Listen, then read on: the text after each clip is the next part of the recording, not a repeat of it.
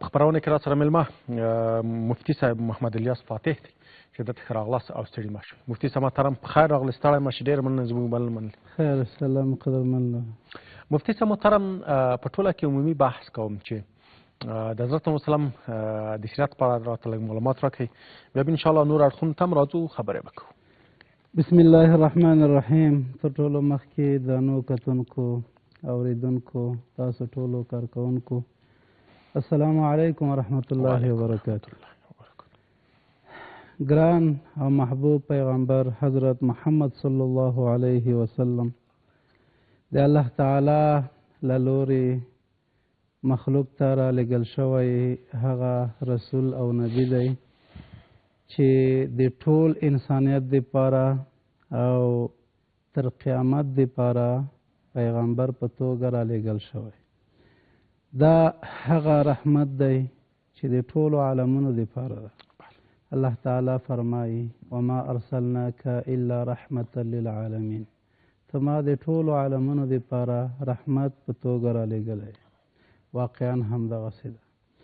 رسول الله صلی الله علیه وسلم سیرت مبارک زده کړه، نورو ته ښوونه او عمل پرې کول دا د موږ تاسې د ټولو مسلمانانو ایمانی دنده او واجبه ده.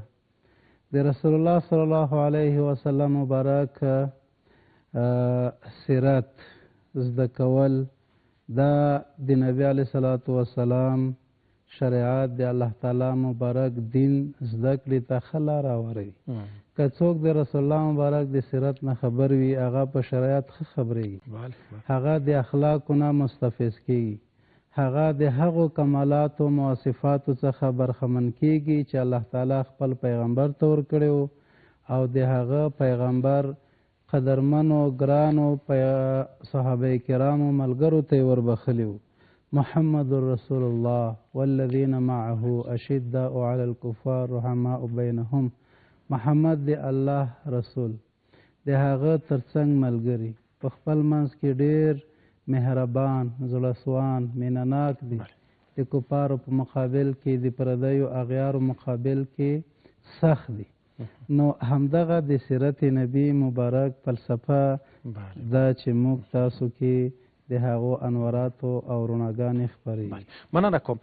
که د دغه اړخ نه پوښتنه وکړم چې د حضرت اسلام امت څومره بختور څومره نیکمرغه دی چې داسې یو پیغمبر لري او د ده سیرت لکه څنګه چې تاسو یادونه ورته وکړه زموږ لپاره یو الګو ده، د ده کړه وړه زموږ لپاره روحنما ده، د ده کړه وړه زموږ لپاره تیارې شپې رڼا کوي.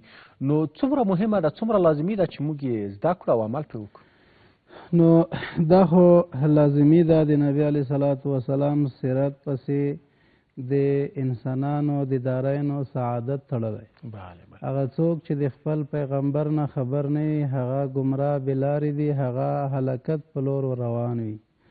نو د رسول الله صلی الله علیه وسلم امت خو په دې ډېر برکتي امت ده. امتیاز یې ترلاسه کړی د ټولو امتونو په نسبت چې د آخرې زمانې پیغمبر حضرت محمد مصطفی صلی الله علیه وسلم امت ګرځېدلی.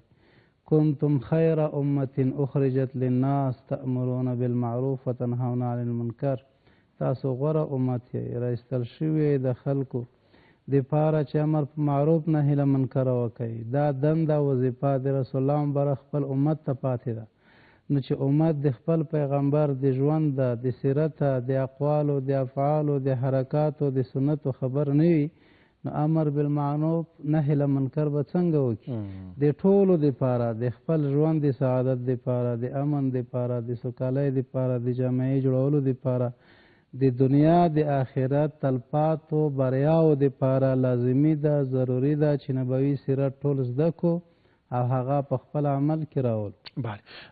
د حضرت محمد صلی الله علیه وسلم کړنې دغه کردار رفتار په ځانګړې توګه که داسې ووایو چې د انسانان په بېلابېل طبقو کې ویشو لکه ماشومان لویان ښځې د دې ټولو سره د ده کړه وړه د ماشومانو سره د لویانو سره د ځوانانو سره د عمر خوړلو کسانو سره د ښځو سره حتی تر دې چې د څارویو سره د ده کړه وړه موږ دپاره یو الګو ده.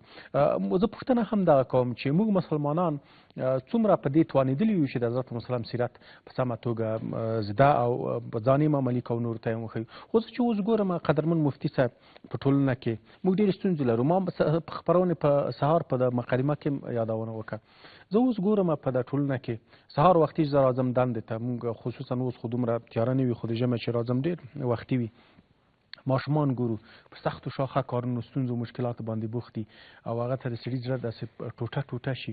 دې ته تر څنګ نورې ستونزو مشکلات هم زه فعلا په ټولنه کې ګورم. که داسې عمومي پوښتنه وکړم که چیرې موږ د حضرت محمد سیرت په ځان عملي نه کړو له څومره نورو بدبختیو سره به مخ کېږو، او که چیرې عملي کړو ټول مسلمانان، نو هر مسلمان باید دغه فکر وکړي چې زه باید د حضرت محمد سیرت په ځان عملي کړم تر څو یوه نیکمرغي ماته لاسته راشي، څومره به په ټولنه کې هوساینه رامنځته شي. قدرمن کمال صاحب، د تا د پوښتنې ته په کتو او تشریح ته به ورسره ورښکاره کړمه د رسول الله صلی الله علیه وسلم مبارک ژوند ته او سیرت ته که موږ وګورو په دقیقه توګه نظر واچوو. رسول الله صلی الله علیه وسلم یوازې یو اتل قهرمان یو شخصیت نه و، هغه د الله تعالی پیغمبر خاتم النبیین و.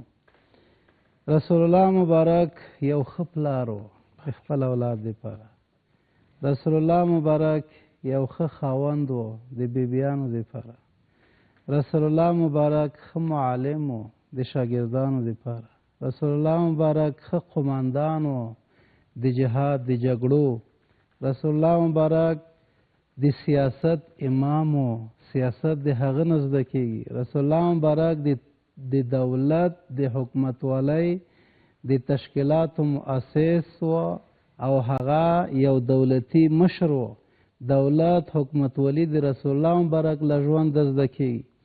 په هره برخه کې چې رسول الله مبارک حیثیت ته موږ وګورو د ټول انسانیت دپاره هغه اسوة حسنه یو ښه بیلګه ده. سیاست د هغه نه زده کېږي، ژوند د هغه نه زده کېږي، خارجي داخلي سیاست د هغه نه زده کېږي، امنیت د هغه نه زده کېږي، ورورولي او اخوت د هغه نه زده کېږي. هغه څرنګه یو هغه ټولنه چې د وحشته ډکه وه، څنګه د مینې د محبت امت یې ترې جوړ کړو. دا یو عجیبه منظره ده. نو تا د خبرې ته به لږ نوره مخکې لاړ شم. ما مخکې هم اشارتن وویل چې د رسول الله مبارک ژوند سیرت سنت که موږ زده کو نجاتمند یو، که زده یې نه کو د هلاکت نه موږ نشو ژغورل کېدلی. رسول الله مبارک موږ ته ډېرې لارې پرېښې دي د سعادت د نیکبختۍ. قرآن عظیم شان د رسول الله سنت د موږ د تلپاتې نجات لار ده. نو ښه به دا وي چې قدرمنو لوستونکو ته لږ د نبوي سیرت باندې رڼا هم واچوو. مهرباني. نو قدرمن کمال صاحب، دا چې نن د ربیع الاول 14مه نیټه ده غالبا، نو رسول الله مبارک د ډېرو مؤرخینو په اتفاق، ځنه خو 19 د ربیع الاول وایي چې نبی علیه السلام پیدا شوی، ډېر اقوال په دې دي چې 12 د ربیع الاول نبی علیه السلام دنیا ته تشریف راوړ. رسول الله مبارک د ربیع الاول د میاشتې د 12مې نیټې د دوشنبې په ورځ د سهار لمر ختو نه وړاندې دنیا ته تشریف راوړ. په دغه وخت کې چې نبی علیه صلات وسلام دنیا ته راتلو، یو عجیبه حالات په دنیا کې رامنځته شول، ارهاسات رامنځته شول. ارهاس معجزه هغه ته وایي چې معجزه د نبوت نه وروسته وي، ارهاسات د نبوت د نبي نه مخکې خارق العاده پیښې کرامات وي. نو په دغه وخت کې ډېرې پیښې رامنځته شوې چې د هغوی نه یو دا وه چې د کسرا د ماڼۍ نه د برجونو نه 12 خښتې راپرېوتې. بیخي حیرانوونکی حالت و. بیا هغه تر دې حده پورې راورسېده خبره چې د کسرا لمسی د رسول الله د صحابهو په لاس یې ماتې وخوړه او افغانستان ته د اسلام وړانګې راورسېدلې. تر کابله پورې حضرت عبدالرحمن ابن عوف رضی الله تعالی عنه په قمانده کې. نو یو خو د چې نبی علیه السلام دنیا ته راغلو دغه مرحله وه. دویم نبی علیه صلات وسلام مبارک چې پیدا شو دنیا ته او په هغې سیمې باندې ډېر برکات راغلل، تر دې چې نبی علیه الصلاة والسلام د ساتنې پلنې رضاعت شیدې ورکولو مرحله راغله. د حضرت آمینې رضی الله تعالی عنها چې د نبی علیه السلام مبارکه مور وه، د هغې ته نه وروسته حضرت صوبې هم نبی علیه الصلاة والسلام ته څو ورځې شیدې ورکړې دي. بیا حضرت حلیمه سعدیه چې د بني سعد د قبیلې څخه وه، یو دود دستور په عربو کې دغه و چې د ښار ماشومان به یې بانډو ته اطرافو ته غریزو سیمو ته وړل د څو مصلحتونو دپاره چې بدن تندرستي ښه راشي، صحت ښه راشي، فصاحت ښه راشي، ذهنیت ښه برابر شي. د دې دپاره نو یو کاروان د بني سعد د قبیلې د ښځو راغله قافله د مکې مکرمې نه ماشومان ټولول. خو هره ښځه به چې راتله د دې نبی علیه الصلاة والسلام مبارک خو د پیدایش نه 6 میاشتې مخکې یتیم شوی و د پلار د پلوه. نو دا یتیم ماشوم به چې ښځو ولیدو نو هغه به یې ځان سره نه اخیستو تر دې چې حضرت حلیمې سعدیې دا ماشوم په داسې حال کې ځان سره واخیستو چې نور ماشومان نه ور پاتې، یوازې تله خپل ټاټوبې ته. نبی علیه الصلاة والسلام مبارک یې د برکت د وجې نه ځان سره واخیستو. خاوند ورته وویل چې کیدای شي برکات پکې وي. دی وایي لنډ ټکی به ووایم چې هغه طرف چې زه راتلمه په یو داسې څاروي خره باندې راتلم چې هغه ډېره کمزوره وه، قافلې نه وروسته پاتې وه، اوښې مو شودې نه کول. چې نبی علیه السلام مبارک زما غېږې ته راغله، د ما په سینو کې شودې راغلی، رضاعي ورور یې موړ شو، او چې څاروی چې زه پرې تلمه سپرلي خره هغه تر ټولو چټکه او چبکه شوه، اوښې کې شودې راغلی. بني سعد قبیلې کې ټولو خلکو څاروي به له شودو خالي و، غلانځې به یې خالي وې، او د ما د څارویو حالت بدل و، غلانځې به له شودو ډکې. دغه ارحاسات خارق العاده کرامتي پیښې ډېرې شوې تر دې چې نبی علیه الصلاة والسلام مور وفات شوه. د هغې نه وروسته بیا نبی علیه الصلاة والسلام نیکه نه وروسته تره ته پلنه په غاړه پاتې شوه ابوطالب ته. بیا نبی علیه السلام ځوان شو، 25 کلنۍ کې حضرت خدیجې رضی الله تعالی عنها چې په عربو کې یو شریفه خاندانه شتمنه میرمنه وه، نو هغې سره نکاح وشوه. د هغې نه وروسته بیا حالات سخت راغلل. نبی علیه السلام مبارک چې کله پیغمبر شو 40 کالو ته عمر ورسېده، په غار حرا کې دغه مبارک باندې دغه وحی شروع شوه، اقرأ بسم ربک الذي خلق. وحی چې شروع شوه 40 کلنۍ کې راغله، خپل بیبي خدیجې رضی الله عنها ته دا حالت وې، هغې تسلي ورکړه، تشویق یې کړه، نورم ملای پسې ټینګه کړه. نو تر دې چې دعوت یې شروع کړه، په دعوت کې ډېر سخت مرحلې راغلې د کفارو طرفه، د مشرکانو، د قریشو، تر دې چې د نبي علیه السلام تره ابولهب، د هغه زمنو عتبه او د نورو بلابترو نبی علیه الصلاة والسلام مقابل کې سختو فشارونو، تکلیفونو، ربړونو باندې لاس پورې کړه، تر دې چې دا حالات واوښتل، ډېرې تکلیفونه یې وزغمل. دې حده پورې ابوطالب ته څو ورته قریش په جرګه راغلل، مکې مشرکان په جرګه راغلل چې دا وراره دې پوه که ډېر وړاندیزونه یې ورته وکړل، که پیسې غواړي، که ښځې غواړي، که واک غواړي، هر څه غواړي ورکوي. بیا ټولو مقابل کې بیا فشارونه پر راغلل.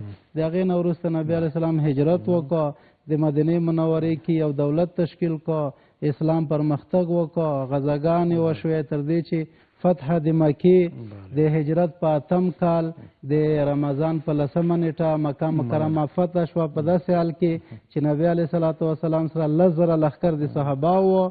سپین بیرغ، کلمه دار بیرغ، د امارت بیرغ چې ده، دغه بیرغ دغه شان کلمه پرې لیکلې وه. مکې مکرمې ته د رسول الله لښکر ننوته، او د دې کې ډېر پړاوونه د نبي علیه السلام مبارک زندګي خو یو خلاص کتاب ده. وایم چې دواړه یو ساعت په بحث وکړم ډېر به کم وي، فعلا په خپرونه کې ځکه چې د دغه ربړونه، ستونزې، مشکلات د مسلمانانو لپاره او د اسلام مبارک دین په نړۍ کې خپرول، نو وخت کم دی. موږ بل میلمه هم لرو. وخت کم ده. کمال صاحب دومره خبره به راټوله کړمه چې د نبي علیه السلام ژوند موږ تاسو ایمو خویندې، میندې، ورونه، دا ټول باید د نبي علیه السلام ژوند د ربیع الاول میاشت ده یا جلسو کې د میلاد النبي جلسو کې شرکت وکړي، کتابونه راواخلي، مطالعه وکړي، علماونه یې واوري، د نبي علیه السلام مبارک ژوند صفتونه خپل ځان کې پیدا کړي، تر څو دارین سعادت مو په لاس شي، د نبي علیه السلام شفاعت مو په نصیب شي. ډېره ډېره مننه قدرمن مفتي صاحب، له تاسو مننه چې زموږ سره خپرونه کې ګډون وکړ. بریا و تاسو ته غواړم.